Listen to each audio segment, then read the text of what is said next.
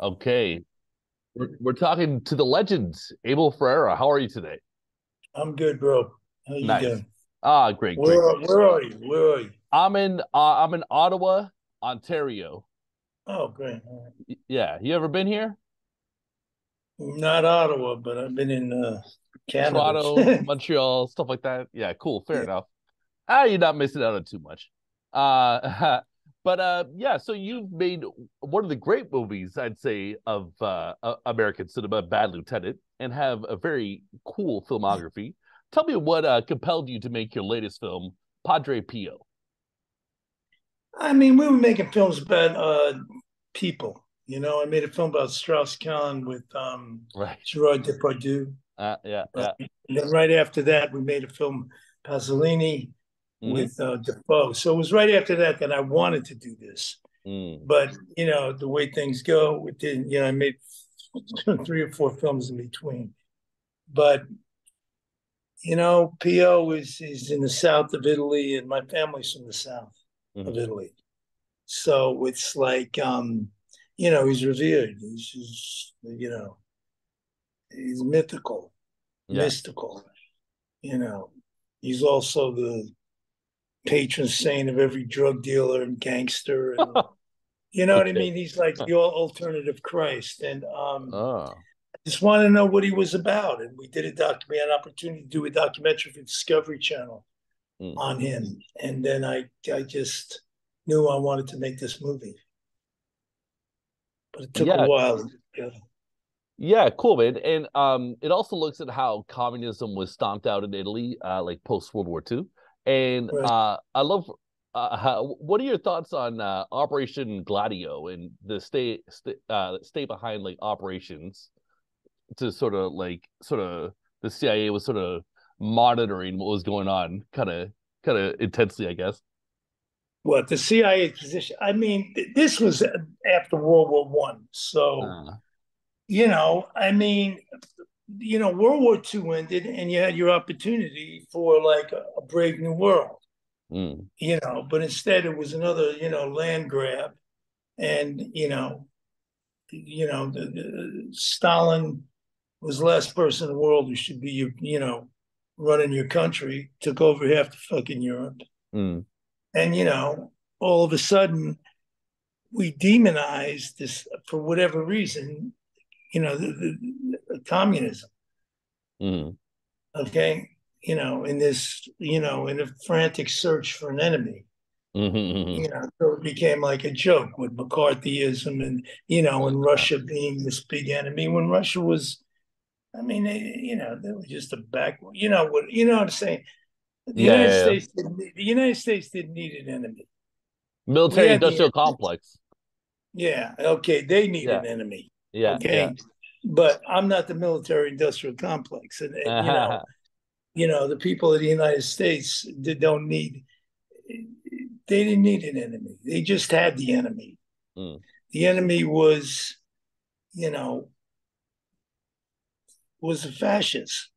You know, mm, mm. was the Holocaust? Was 100 million people dead? What more enemy do you want than that? Now you defeat the enemy and then you create the next enemy. You think the last thing you would want is an enemy, Right. right? We didn't have to. Russians didn't have to be our enemy; they could be our friends. But like They you say, were. the They were for a bit, right? military-industrial complex is Yeah. not going to, And then you got the creation of the bomb, Mm, and then once you started getting into, and we were here, the Americans were here. It's like once you become imperialist to save the world, you're not going back on it. So mm. we were here, and we were, I mean, the Americans were. It's the nature of America, Yeah. and So did CIA and the military industrial complex of, you know, I don't know. you sound It's like not cool. you sound like you know what's going on. Did Abel Ferreira vote for Bernie Sanders? I mean, I'm a Bernie guy. I'm an Uh, AOC guy. yeah. Okay, okay. So the Catholic Church is a big deal in a lot of your movies. And how would you describe your relationship with Catholicism? I was raised Catholic. I was raised Catholic. Yeah. Right now, I'm a Buddhist. Okay. Really? Yeah, I'm a Okay. practicing. So, I have my relationship with Jesus. Hmm. I made a film called Mary. I went to Yeah. Jerusalem, which is kind of as much of a spiritual awakening. You know, I Why are you mean, liking Buddhism these days? How do you get into that? it's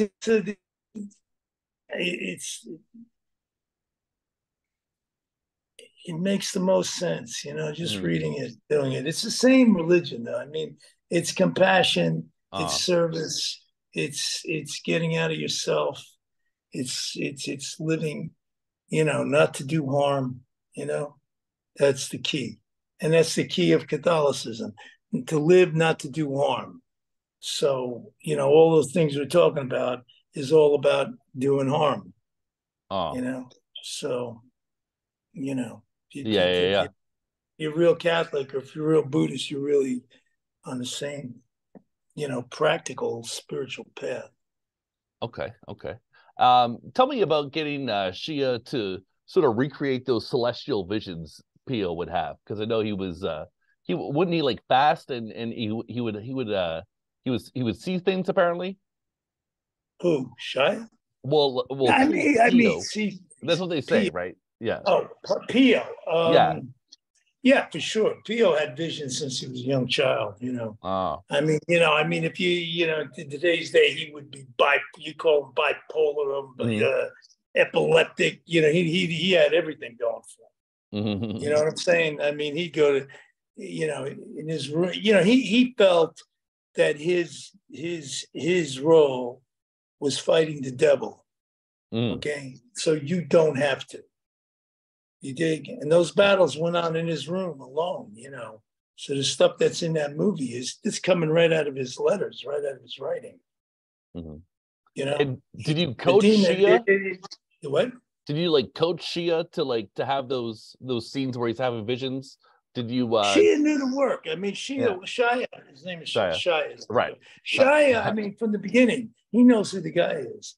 Mm. Oh, He did okay. the research. He lived in a monastery for 3 months Oh, damn. to learn how to give mass, to learn how to speak Latin. He wore those robes for 3 months. He's committed to that role, to the character. He read the letters. He knew we Mhm. all knew what the gig was. Do you like working with them? Yeah, Yeah. Cool. yeah. Nice. Uh, so would you say Pio? What does he like symbolize to you in this story? Is he like a symbol of revolution or stability, or what? How do you characterize that? Yeah, I say stability. I say compassion. I Mm. say, love. I mean, service. But in this movie, he's also in doubt. He's also being confronted by a lot of temptation. He's not a saint in the movie. He became a saint, Hmm. but the film is about a young saint who didn't Yeah. know he was going to be a saint. You know what Right. I mean? Yeah. And was not as saint-like as he was later in his life. Hmm. He called himself a sinner. I mean, he's self-admitted sinner. Yeah. Mm, okay.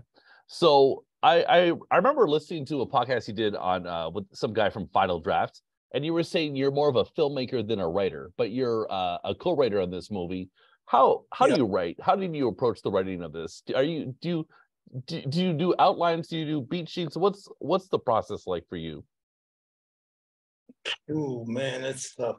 It Yeah. depends. It just depends. This film was written by Maurizio Brauchi, Right. who Right. wrote Passepartout. And he writes books. He's a philosopher. He's Oh. like, other than being a screenwriter, but he's worked on Gomorrah. He's Yeah. Yeah. done a lot of he wrote a traditional script, very traditional. Mm, We talked, he did the writing, then we worked and kept working it.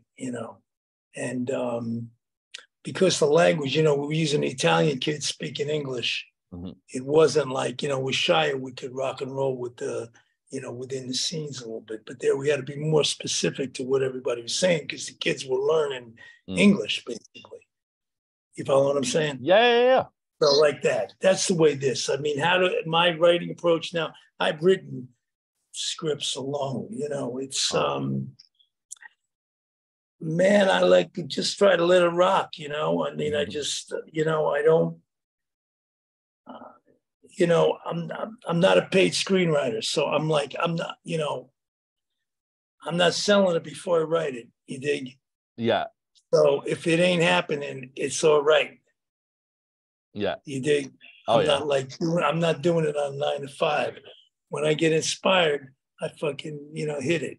And, I got the discipline, it takes discipline, it's like, it's, in the filmmaking thing, you're with the group, everybody's together, you got a lot of, you got a lot of support and you're just rolling with the tide, but you're sitting there alone and that, in front of your computer, you got to take,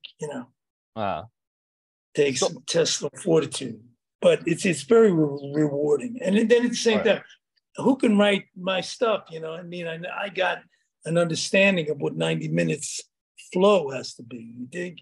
Is it a page per minute when you say that, or is it a little different? Nah, it's not. It's nothing like that, man. It's nothing like that. Okay. It's something like that. You know what a film is. You know the flow of the film. It's unlike anything. A 90-minute movie is unlike anything. There's no.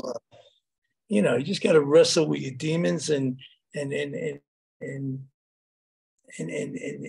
work on something that's coming from you, and then it's coming through you anyway. You're getting the right zone. Yeah. Who knows where this shit comes from? Well, I'm a big fan of your work. I got some of your Blu-rays, like this one. All right. Classic. And another one. I love this one. Which one's that? Oh, Nine yeah. Okay. And I got to tell you, I've listened to your commentary track on King of New York many times. And are you aware, like, that's a hysterical commentary track? You're so funny on that. I don't even remember doing it, but I'm sure.